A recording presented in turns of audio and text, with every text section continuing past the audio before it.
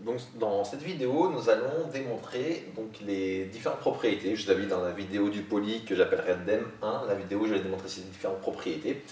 Alors, je vous rassure tout de suite, vous n'avez pas besoin de retenir cette démonstration, ni même de les comprendre au pire. L'idée là, c'est que je vous les fasse pour que vous voyez que ces formules que vous allez beaucoup utiliser, vous utilisez assez souvent, qu'elles ne sortent pas de nulle part et que découlent toutes juste de la définition du Ln. Donc, commençons par la première formule ici, la 1, qu'on va donc démontrer. Donc pour démontrer cette formule 1, on a sous la main uniquement la définition du ln, c'est-à-dire on sait juste que le ln c'est une fonction dont la dérivée vaut 1 sur x et qui vérifie ln de 1 égale 0. On ne sait rien d'autre à l'heure actuelle sur la fonction logarithme newtonien. Donc on va donc utiliser ça pour pouvoir démontrer ce qu'on a. Qu'est-ce qu'on va faire? On va garder le a fixé par exemple et on va poser, donc on pose une fonction f, donc f de x qui vaut ln de a fois x par exemple, moins ln de a moins ln de x. Cette fonction ici, d'après la définition du ln, je peux dire que f est définie et dérivable sur r.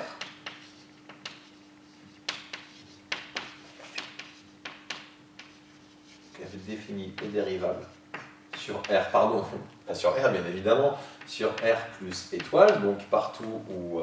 comme je dis ln, il faut que je clique à l'intérieur soit strictement positif. Donc comme mon a est strictement positif, ln de a fois x est défini quand x est strictement positif, donc sur r plus étoile.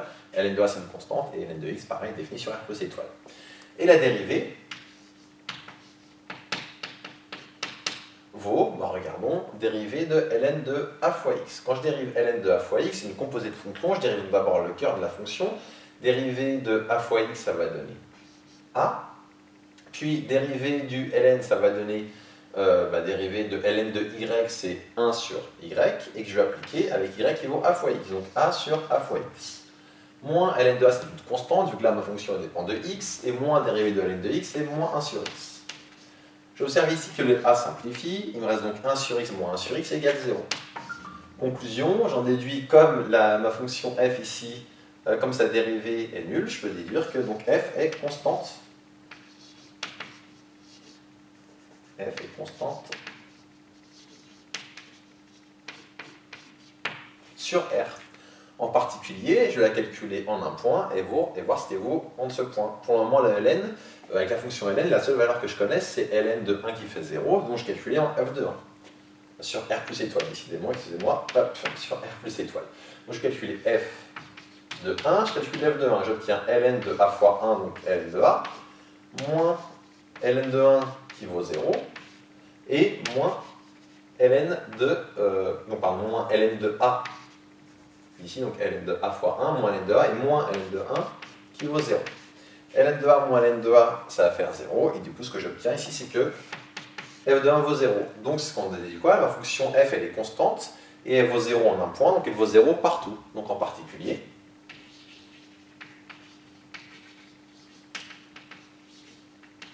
si elle vaut 0 partout, j'ai calculé en B le point B qui m'intéresse ici, j'ai que f de B égale 0, et f de B égale 0, si je réécris ça, ça me donne quoi? Ça me donne que ln de AB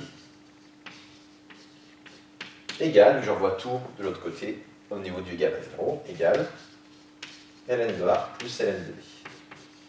Et la formule 1 est démontrée. Pour la formule 2, comment je vais faire? Pour la formule 2, ln de 1 sur a égale moins ln de a, je vais utiliser la formule 1. Donc maintenant j'ai démontré cette formule 1 grâce à la définition de logarithme népérien, je vais pouvoir démontrer toutes les autres grâce à la formule 1 qui est ici. Donc ln de 1 sur a, je vais montrer que ça vaut moins ln de a. Qu'est-ce que je vais dire? Je vais dire la chose suivante. Je vais dire que ln de 1, ça vaut ln de 1 sur a fois a. Parce que je peux dire que 1 sur a fois a, ça vaut ln de 1. Qu'est-ce que je sais? Je sais que ln de 1, ça vaut 0, c'est par hypothèse, d'après la définition de la fonction logarithme népérien. Et je sais que ln de 1 sur a fois a, ça vaut, d'après la fonction, le point 1 que je viens de démontrer, ln de 1 sur a fois a, ça vaut ln de 1 sur a plus ln de a. Et donc si je récapitule, l'égalité que j'ai ici, qu'est-ce que j'en déduis? J'en déduis donc que ln de 1 sur a égale 0 moins ln de a, c'est-à-dire moins ln de a. Et donc la formule 2 est démontrée. Comment faire pour la formule 3? La formule 3, c'est une application directe de la formule 2 et de la 1. ln de A sur B, je peux dire que c'est quoi? Ln de A sur B, je peux dire que c'est ln de A fois 1 sur B. Et du coup, d'après la formule 1, je peux dire que c'est ln de A plus ln de 1 sur B. Mais d'après la formule B, la formule 2, ln de A sur B, ça vaut moins ln de B. Et donc, je vais avoir ln de A moins ln de B. Et donc, la formule 3 est démontrée. Pour terminer, la formule 4, avec les puissances de R avec R qui peut être dans Q, bah, je vais faire en 2 étapes. Donc en fait, je vais d'abord regarder ce qui se passe si je prends un P strictement positif. Donc je considère un P strictement positif et dans N. Bon d'accord, du coup P dans N. Je vais être plus précis, d'ailleurs il peut être égal à 0, ça ne me dérange pas. Je vais prendre une P à moitié naturelle. Je vais me poser la question, qu'est-ce que je peux dire de ln de, il manque une parenthèse ici pour que ce soit plus précis, de ln de A puissance P. Bah regardons, hein. Je vais utiliser à peu près le même genre de principe qu'avant. Je peux dire que ln de 1, ça vaut... oui, je vais vous le faire en plusieurs étapes, pardon, excusez-moi. Je recommence. Si je commence par calculer d'abord ln de A au carré. Ln de A au carré, qu'est-ce que je peux dire? Je peux dire que c'est ln de A fois A, et donc ça donne ln de A plus ln de A, c'est-à-dire 2 ln de A. Donc pour 2, la formule fonctionne. Allez, pour se fixer les idées, faisons ln de A au cube. Ln de A au cube, ça fait ln de A au carré fois A. Ln de A au carré, j'ai montré que c'était 2A. Je vais faire en 2 fois, ça fait ln de A carré plus ln de A. Ln de A au carré, j'ai montré que c'était 2 ln de A. Donc je trouve 2 ln de A plus ln de A, c'est-à-dire 3 ln de A. Et je pourrais poursuivre ainsi de façon... pour tous les entiers, je vais directement à ln de A puissance P. Donc ln de A puissance P, je peux dire que c'est ln de A puissance P moins 1 fois A, c'est-à-dire ln de A puissance P moins 1 plus ln de A.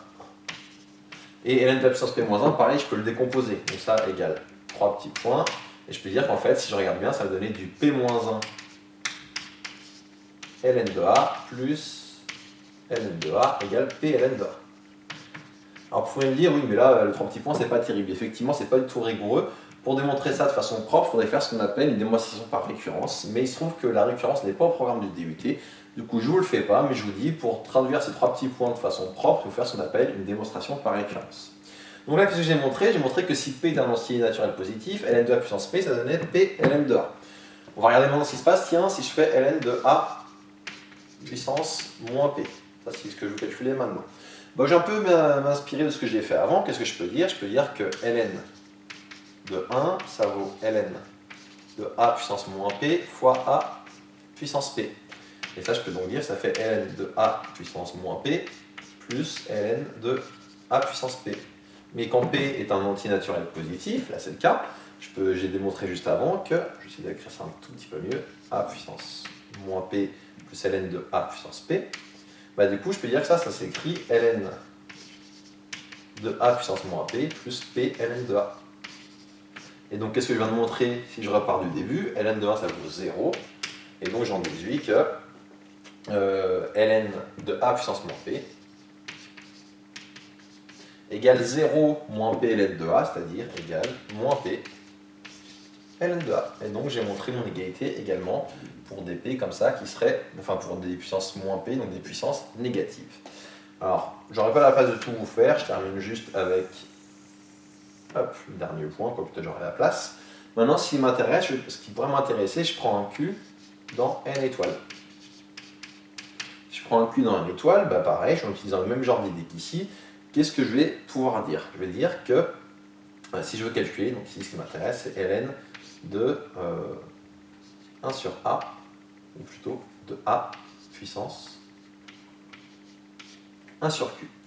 ln de A puissance 1 sur Q, en fait, ce que je peux dire? Je peux dire que j'ai ln de A égale ln de A puissance 1 sur Q, là c'est un A, le tout à la puissance Q.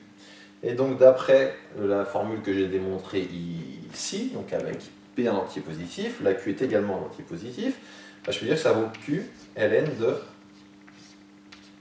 A puissance 1 sur Q.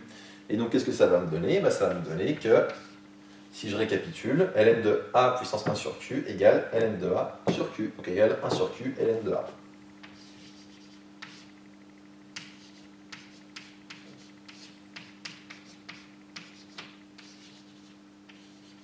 Et pourquoi est-ce que j'ai fait tout ça? Moi, ce que je voulais, c'était pour montrer pour un R qui soit un rationnel quelconque. Bon, tant pis, il faudra que j'efface ici, donc je vais effacer.